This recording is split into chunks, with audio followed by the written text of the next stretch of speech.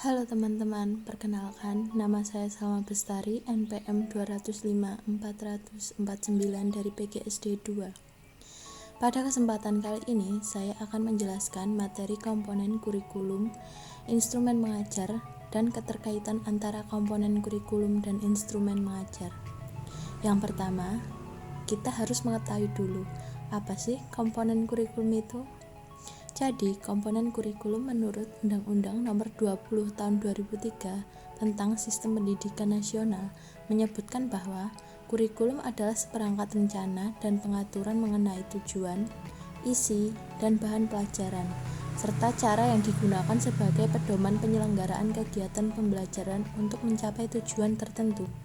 Dan Muhammad Mustari tahun 2014 menyatakan bahwa komponen adalah salah satu sistem dari berbagai komponen yang saling berkaitan dan tidak bisa dipisahkan satu sama lain.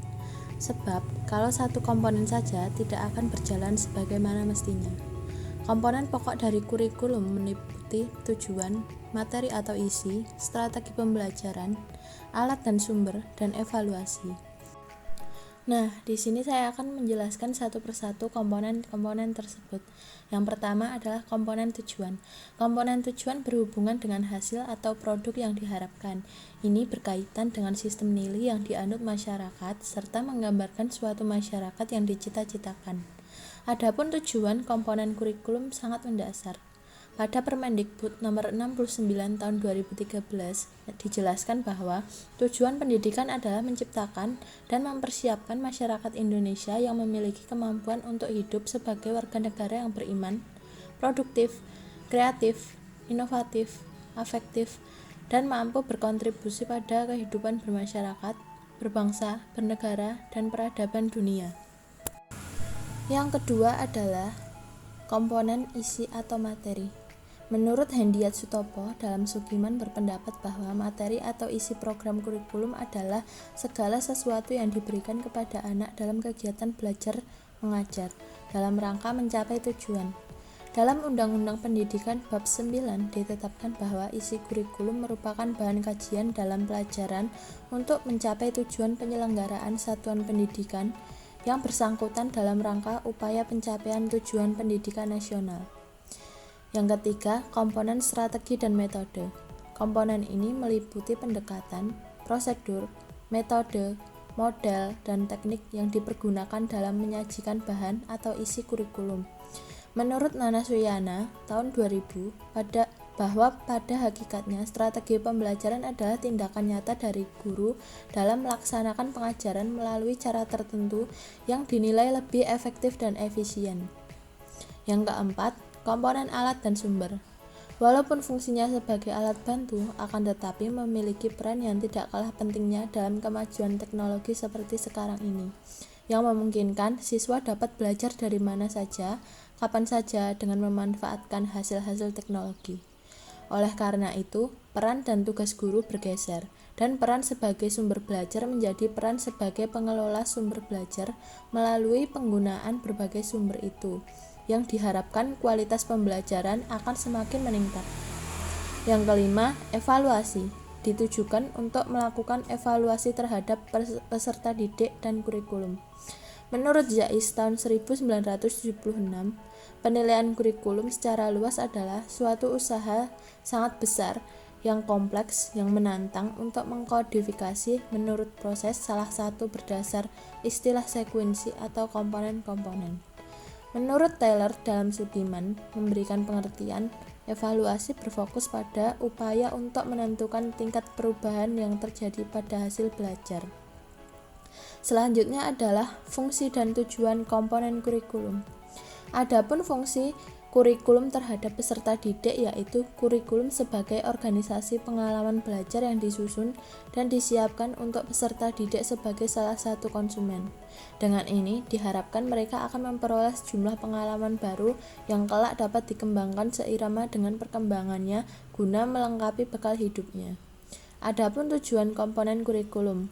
Pada Permendikbud Nomor 69 Tahun 2013 dijelaskan bahwa tujuan pendidikan adalah menciptakan masyarakat Indonesia yang beriman, produktif, kreatif, inovatif, afektif, dan mampu berkontribusi pada kehidupan bermasyarakat, berbangsa, bernegara, dan peradaban dunia. Selanjutnya, ada instrumen mengajar. Instrumen mengajar merupakan alat bantu guru untuk mengajar.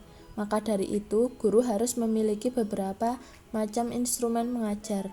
Konsep utama, kegiatan belajar mengajar tidak hanya berpusat pada guru saja, tetapi siswa juga ikut andil dalam proses belajar mengajar.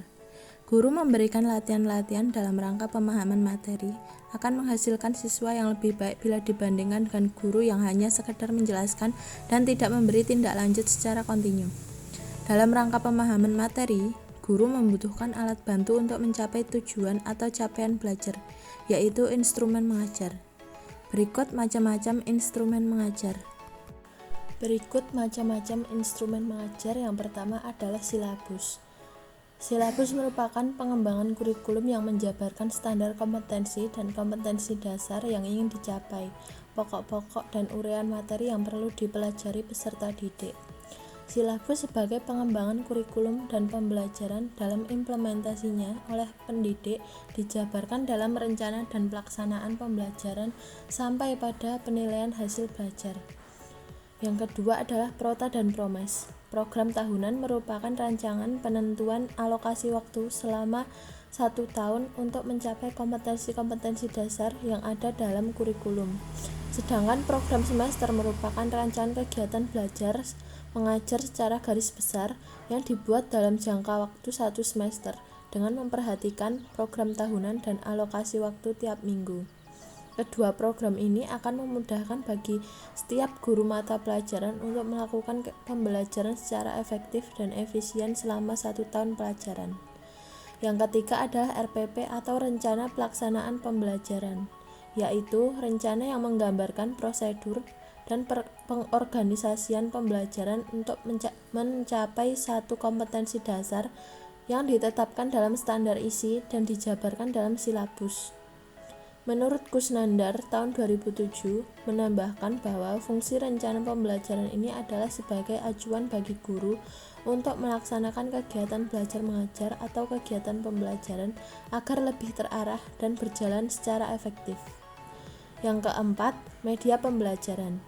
Media pembelajaran adalah alat yang dapat membantu proses belajar mengajar sehingga makna pesan yang disampaikan akan menjadi lebih jelas dan tujuan pendidikan atau pembelajaran dapat tercapai dengan efektif dan efisien.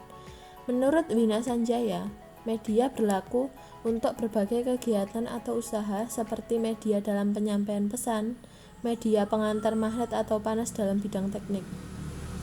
Media digunakan dalam bidang pendidikan sehingga istilahnya menjadi media pendidikan. Media pembelajaran berfungsi sebagai salah satu sumber belajar bagi siswa untuk memperoleh pesan dan informasi yang diberikan guru sehingga materi pembelajaran dapat lebih meningkat dan membentuk pengetahuan bagi siswa. Yang kelima adalah modul.